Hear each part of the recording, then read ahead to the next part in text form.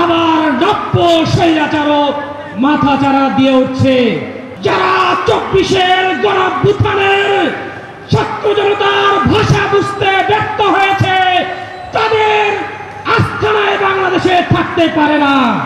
পীর সাহেব চরমনাই যখন চাঁদাবাজদের বিরুদ্ধে কথা বলেছেন, তিনি যখন আপকামিং ফ্যাসিস্টের বিরুদ্ধে কথা বলেছেন, আমরা খুব ভারাক্রান্ত হৃদয় দেখেছি। কিছু ভাইরা, সেই কথিত কিছু দলের ভাইরা, তারা পীর সাহেব চরমনাইকে নিয়ে অযাচিত মন্তব্য করেছে। এমন কিছু মন্তব্য তারা করেছে যেই মন্তব্যে এদেশের কোটি জনতার হৃদয় রক্তক্ষরণ হয়েছে। ঠিক কিনা বন্ধুগণ? আমরা শুনেছি তাদের প্রোগ্রাম থেকে তারা বলেছে পীর সাহেব চরমনাইর জিহ্বা নাকি তারা টেনে ছিঁড়ে ফেলবে।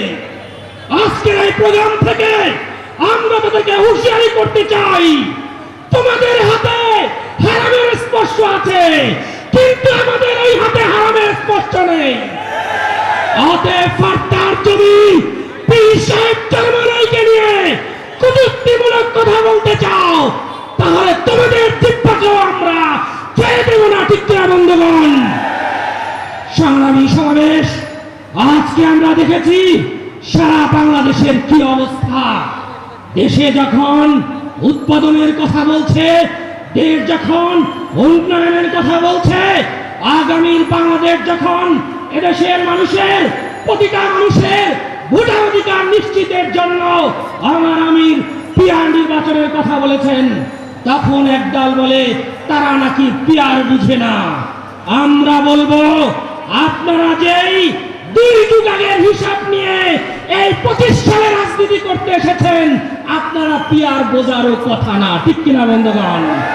অতএব এই সেকালের দল যারা রয়েছে, তারা এই তরুণদের ভাষা বুঝে নয়, তাদেরকে এদেশের ক্ষমতার মস্ত দেওয়া মানুষ দেখতে চায় না। আগামীর বাংলাদেশ হবে ইসলামের বাংলাদেশ। ঠিক কিনা বন্ধুগণ? তাই সেই ইসলামের বাংলাদেশের জন্য, দেশের প্রতিটা মানুষের ভোটাধিকার নিশ্চিতের জন্য পীর সাহেব চরমনাই যে ফর্মুলা দিয়েছেন, পিয়ার নির্বাচন, তার মাধ্যমেই সম্ভব নতুন বাংলাদেশ গড়ে ওঠা।